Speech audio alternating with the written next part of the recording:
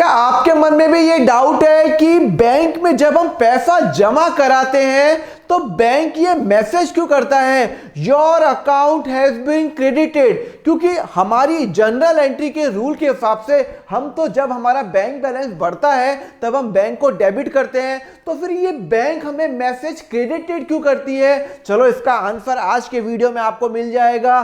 देखो मैं आपको एक सिंपल एग्जांपल देता हूं। मैंने 20,000 रुपए बैंक में जमा कराए, मेरी जेब में 20,000 रुपए थे। मैंने कहा क्या करूंगा, जेब में रख के क्यों ना मैं बैंक में जमा करा दूं 20,000 रुपए। जैसी मैंने बैंक में 20,000 रुपए जमा कराए, मुझे मैसेज आया your account number dash dash dash has been credited rupees 20,000। Credited, ये क्रेडिटेड कैसे हुआ ये समझ में नहीं आया, बिकॉज जो मैंने आपको जनरल एंट्री सिखाई है। चलो जनरल एंट्री पहले करते हैं। Cash of ₹20,000 deposited in bank, इसकी जनरल एंट्री क्या होगी? जैसे मैंने कैश जमा कराया तो कैश गया और मेरा बैंक बैलेंस बढ़ा। हाँ, बैंक क्या होता है सर? बैंक होता है, एसेट होता है, और कैश भी मेरा एसेट होता है। हाँ, तो जैसी मैंने बैंक में कैश जमा कराया, मेरा कैश चला गया, तो मेरा जो एसेट है वो क्या हो गया? वो मेरा एसेट कम हो गया, वो हो गया क्रेडिट हो गया। और बैंक बैलेंस मेरा बढ़ गया, ओके बैंक में जमा कराया, बैंक बैलेंस बढ़ गया, और बैंक बैलेंस बढ़ते ही ये क्या हो गया? बैंक हो गया आपका डेबिट हो गया। तो रूल के हिसाब से एंट्री होनी चाहिए थी bank account debit to cash होनी चाहिए थी। हाँ, कैश होनी चाहिए थी 20,000 रुपए, 20,000 रुपए। भैया मेरे जनरल एंट्री का जो रूल है वो बोलता है कि जब मैं बैंक में पैसे जमा कराता हूं तो बैंक डेबिट होना चाहिए। पर प्रॉब्लम ये आ रही है, मुझे मैसेज आता है, एसएमएस आता है बैंक से your account has been credited. तो कौन गलती कर रहा है? मैं गलती कर रहा हूं या फिर बैंक गलती कर रहा है? अरे कोई गलती नहीं कर रहा, दोनों अपनी अपनी जगह सही है। सर कैसे सर बताओ ना, आपने तो यहां डेबिट किया है बैंक को। अरे सिंपल सी बात है, बैंक जो मैसेज करती है वो अपनी बुक के हिसाब से करती है, अपने अकाउंट के हिसाब से करती है, अपने एंगल से करती है। सर नहीं समझ में आया? चलो देखो समझाता हूं। ये है मेरी बुक, ये है मेरी बुक। जैसी मैंने 20,000 रुपए जमा कराए, जैसी मैंने 20,000 रुपए जमा कराए, ये मेरा बैंक अकाउंट है, मेरा बैंक डेबिट हो गया 20,000 से, मेरा बैंक इंक्रीज हो गया। तो मैंने अपनी बुक्स में जो मैं मेंटेन कर रहा हूं, मेरी कंपनी मेंटेन कर रही है, उसमें मैंने 20,000 रुपए बढ़ा दिए, मैंने बैंक को डेबिट कर दिया। ओके, पर आप ये सोचो बैंक क्या एंट्री करेगा? ये है बैंक की पासबुक, ये है बैंक की पासबुक जो बैंक अपने एंगल से करता है। तो आप अपने बैंक के एंगल से सोचो, मैं हूं बैंक, मेरे कस्टमर ने अपने अकाउंट में 20,000 रुपए जमा कराए, मतलब बैंक को वो पैसा कस्टमर को देना है, बैंक को वो पैसा अपने कस्टमर को देना है। वो पैसा बैंक का थोड़ी है। अरे यार, अगर मैं बैंक में 20,000 रुपए जमा कराता हूं तो वो मैं बैंक में रख रहा हूं, इसका मतलब है मुझे वो बैंक से 20,000 रुपए लेने हैं। मेरा राइट बनता है ना कि मेरे बैंक में मैंने 20,000 रुपए जमा कराए, तो मुझे वो बैंक से पैसे क्या करने हैं? लेने हैं। ये बात समझ में आ गई? तो मुझे तो लेने हैं, तो मैं तो करूंगा डेबिट करूंगा, तो बैंक को डेबिट करूंगा। पर आप बैंक के एंगल से सोचो, बैंक को वो पैसे कस्टमर को देने हैं। मैं हूं अगर बैंक, कस्टमर ने अपने अकाउंट में मेरे यहां पे जमा कराया, तो वो बैंक का पैसा तो रही है, वो बैंक सिर्फ एक सेफ कस्टडी के लिए वो रख रहा है।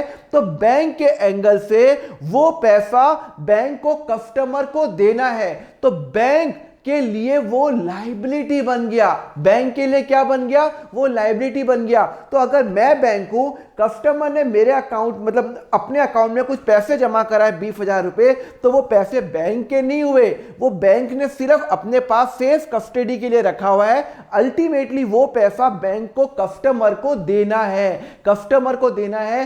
तो बैंक के लिए क्या हो गई? बैंक के लिए वो लायबिलिटी हो गई, बैंक के लिए क्या हो गई? वो लायबिलिटी हो गई। और बैंक अपनी बुक्स में उसकी लायबिलिटी इंक्रीज हो रही है तो वो क्रेडिट करेगा। तो जो बैंक जो मेंटेन करता है ना पासबुक, वो एंट्री यहां पे करेगा कि भाई मुझे कस्टमर को 20,000 रुपए देने हैं। तो इसका मतलब है बैंक अपनी बुक्स में आपका अकाउंट क्रेडिट कर रहा है, अपनी बुक्स में आपका अकाउंट क्रेडिट कर रहा है। तो जब आप पैसा जमा कराओगे, आप अपनी बुक्स में एंट्री करोगे कि हां भैया मैंने तो पैसा जमा करा है, मेरा बैंक बैलेंस बढ़ गया, मैंने अपनी बुक्स में मेरा बैंक अकाउंट बढ़ गया 20,000 रुपए, क्योंकि मुझे बैंक से पैसे लेने हैं। यहां तक समझ में आया?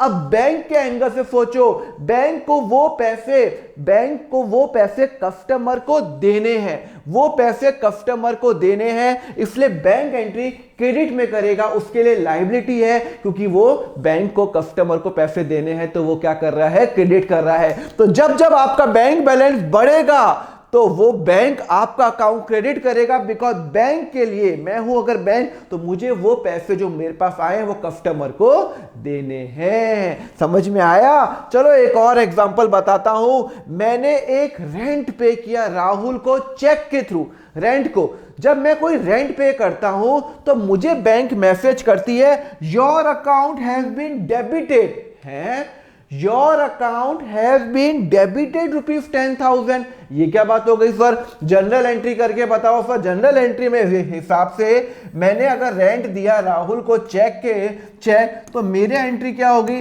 भाई मैंने तो रेंट पे किया और मेरा बैंक बैलेंस कम हो गया।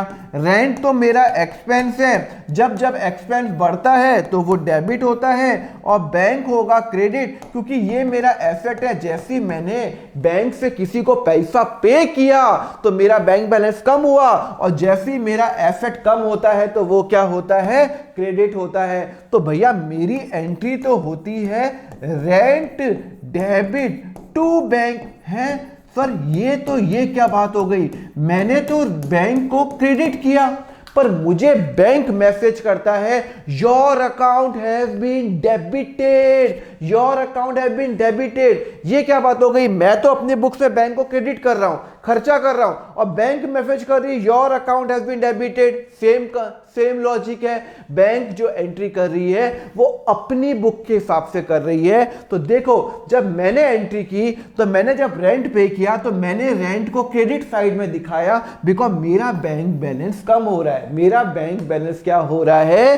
कम हो रहा है। तो 10,000 रुपीज मैं कम कर रहा हूं। बात समझ में आई या नहीं आई? यहां पे तो मैं अपना बैंक बैलेंस कम कर रहा हूं, पर बैंक जो अपनी बुक्स मेंटेन कर रही है, ये बैंक की पासबुक है, ये पासबुक है। तो बैंक के एंगल से सोचो, भाई साहब ये जो कस्टमर ने 10,000 रुपए खर्च कर लिए, इसका मतलब है कि मेरी लायबिलिटी कस्टमर के लिए कम हो रही है, मेरी लायबिलिटी कम हो रही है। पर लायबिलिटी कम कैसे हो रही है? अरे सुनो ना, मेरे पास कस्टमर के 40 पड़े थे, फिर उसने 20 जमा कराए, टोटल मेरे पास कस्टमर को मुझे कितने रुपए देने हैं? 60,000 रुपए देने हैं। उस 60,000 रुपए में से कस्टमर ने 10,000 रुपए खर्च कर लिए, तो मैं अब कस्टमर को 60,000 रुपए नहीं दूंगा, मैं उसको 10,000 रुपए कम दूंगा। तो इसका मतलब है कि मेरी लायबिलिटी कम हो रही है। और जब जब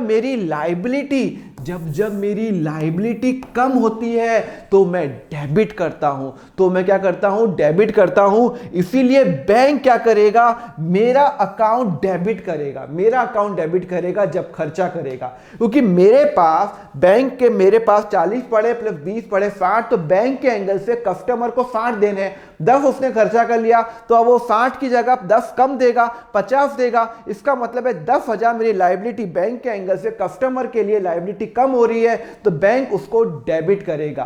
तो बात समझ में आई? इसीलिए तो क्या करती है? बैंक मैसेज करती है your account has been debited. ये क्वेश्चन बहुत सारे बच्चों को कंफ्यूज करता है। होपफुली आपका ये जो कंफ्यूजन है ये सब क्लियर हो गया होगा, बिकॉज बैंक जो एंट्री करती है अपनी बुक्स के एंगल से करती है, ना कि आपकी बुक से। हम अपनी बुक से एंट्री करेंगे, बैंक जो मैसेज करेगी वो अपनी बुक के हिसाब से करेगी। लेक्चर अच्छा लगा तो यार लाइक जरूर करो, सब्सक्राइब करो, ऐसी ऑसम वीडियो लाता रहूंगा और आपको अकाउंट्स के अंदर ऑसम बनाता रहूंगा। एंड जस्ट मेरा टेलीग्राम चैनल, व्हाट्सएप ग्रुप, मेरा अकाउंट फंड ऐप डाउनलोड करना, and just do subscribe for more such video. Thank you very much, have a very nice day.